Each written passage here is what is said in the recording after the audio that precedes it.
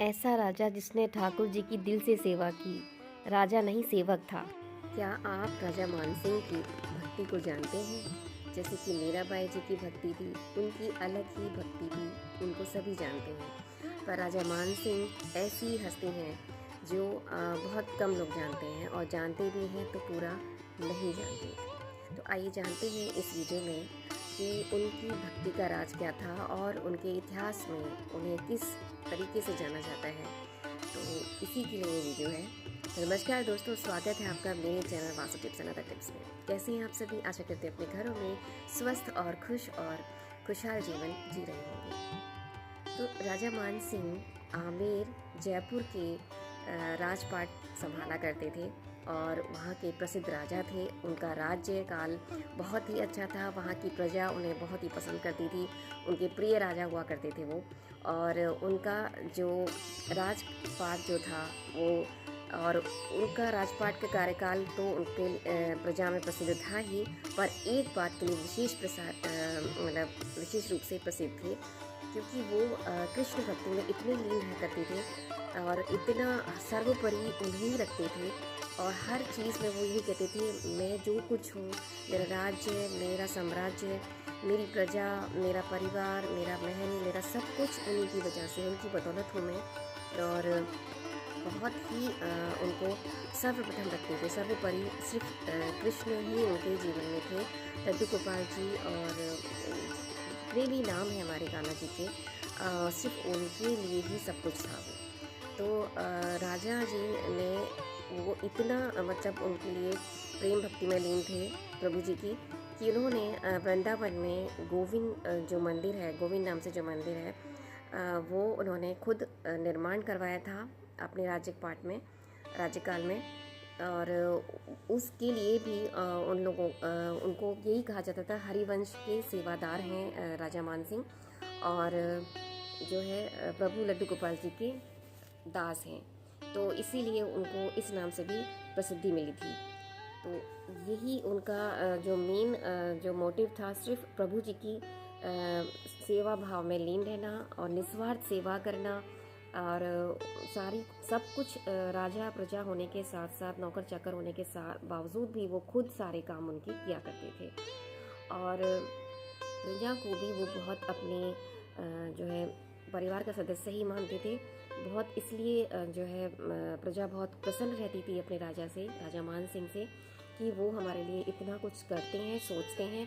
और हैरान इसलिए होती थी कि जो भी कार्य होता था भगवान का, प्रभु जी की सेवा का, वो स्वयं करते थे। वो मना कर देते थे अपनी पत्नी को भी कि मेरे सेवा काल में कोई ना आए, प्रभु जी की सेवा जब मैं कर रहा हूँ तो वहाँ मुझे सिर्फ मैं ही करूँगा, उसे कोई कुछ नहीं करेगा, कोई वहाँ हाथ नहीं लगाएगा। तो एक बार की जो वाक्य है, वो सारे सेवा कार्य कर रहे थे प्रभु जी का। सुबह से उन्हें स्नान आदि कराने के बाद उनका भोग वगैरह सब कुछ खुद से करना। पर उनको लगता था कि मेरा कुछ तो है, ऐसा कुछ छूट रहा है मेरी सेवा भाव में। निस्वार्थ सेवा भाव से ही वो, मतलब समझ लीजिए कि इस तरह की उनकी एक व्यक्तित्व बन गया था कि जो भी उनके द्वार पे आता था तो सर्वप्रथम वो राजमहल में भी अपना मुकुट तभी पहनते थे जब उन्हें राजमहल में अपने बैठना पड़ता था लोगों के साथ। उसके बाद वो मुकुट को नहीं पहना करते थे। मतलब इतना उन्होंने उनको सम्मान आदर प्रभु जी को दिया हुआ था, और सब कुछ उन्हीं के नाम से होता था। तो ऐसा उन्होंने, मतलब इतनी प्रभु भक्ति में वो रहते थे। तो यही एक वाक़या था कि जब उनको लगा कि मेरे सेवा भाव में कुछ चीज़ें कमी हो रही हैं, तो उन्होंने देखा और मतलब जी उन्होंने पूछा अपने जो सेवादार थे कि ये जो आटा जो आता है वो कहाँ से आता है गेहूँ का? तो कहते चक्की वाला है, वो पीस करके देता है। तो उन्होंने कहा चक्की मेरे को यहाँ पर मेरे महल में लेके आओ, वो नहीं पीसेगा, मैं पीसूँगा गेहूँ को, उसका पिसना होगा, उनका आटा बनाऊँगा और उसके बाद में प्रभु जी का भोग खुद स्वयं बनाऊँगा। तो मतलब सारी चीज़ें करते थे, बस इस चीज़ की कमी थी तो उनको पता चल गई थी, और उन्होंने कहा था चक्की को लेके, और चक्की लेकर के आए। और उसके बाद उन्होंने आटा उसका बनाया और भोग बनाया प्रभु जी का, और खुद स्वयं जो है करते थे सारी चीज़ें।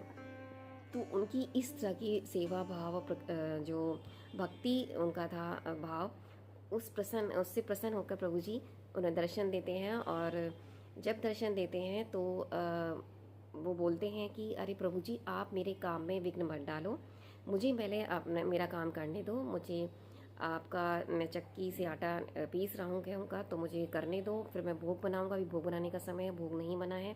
जब सारा चीज़ें हो जाए, मैं फ्री हो जाऊँ, तब आप मेरे पास आना।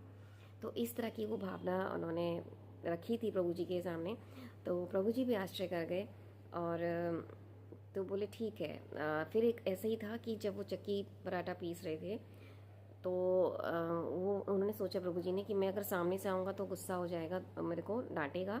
तो पीछे से आके उसकी हवा, मतलब राजा की हवा करने लगते हैं, क्योंकि वो बहुत उनको जब आटा चक्की से पीस रहे थे, गेहूँ पीस रहे थे, तो पसीनों पसीनों हो गए थे राजा जी, और हवा चल नहीं रही थी। तो उन्होंने अपने जो प्रभु जी का साफा या पट्टा होता है, उसको उससे हवा करने लगे। तो उनको जब लगा कि ये सुगंधी, तो मैं जब पूजा अर्चना करता हूँ प्रभु जी की, दिया बाती करता हूँ, तो उससे आती है सुगंध, तो कहाँ से आ रही है? तो जब पीछे सारी तरफ देखा तो अरे प्रभु जी हैं। तो प्रभु जी आप, हाँ मैं आगे से आता हूँ, तुम मुझे डांटते हो, तो मैं मुझे देखा नहीं गया और मैं तुम्हारी इस तरह से हवा करने लगा। तो उनकी भक्ति से प्रसन्न होकर बोले प्रभु जी, मैं बस इतना ही चाहता हूँ कि आप मेरी प्रजा, मेरे परिवार, मेरे महल में सदा बने रहें, कहीं ना जाएं मुझसे, बस मैं यही चाहता हूँ, मैंने आपसे और कुछ नहीं चाहिए। और मुझे दर्शन की भी इतनी अभिलाषा नहीं है, बस मुझे चाहिए कि आप मेरे साथ रहो, मैं आपकी सेवा इसी निस्वार्थ भाव से करता रहूँ। तो ये थी उनकी, और इस सेवा भाव से हमें भी सीखना चाहिए कि शक्ति के साथ साथ भक्ति भी कितनी सर्वोपरि है। और हमें जो है राजा मान सिंह से ये प्रेरणा लेनी चाहिए कि अपने जीवन में हम अपने खुद को, अपने राज्य को और अपने परिवार को पवित्र रख सकते हैं, इस तरह की भावना रख करके। तो धन्यवाद दोस्तों, मेरा वीडियो आपको ज़रूर पसंद आया होगा। पसंद आया तो लाइक शेयर कमेंट करना नहीं भूलिएगा, शेयर करना ना भूलिएगा, बेल आइकन प्रेस करना नहीं भूलिएगा, कमेंट में जय श्री कृष्ण जरूर लिखिएगा। धन्यवाद दोस्तों, मिलते हैं नेक्स्ट वीडियो में। अपने परिवार के साथ हंसते मुस्कुराते रहिए ऐसे ही, और मेरे वीडियोज़ को पसंद करते रहिए, सपोर्ट करते रहिए। Thank you so much.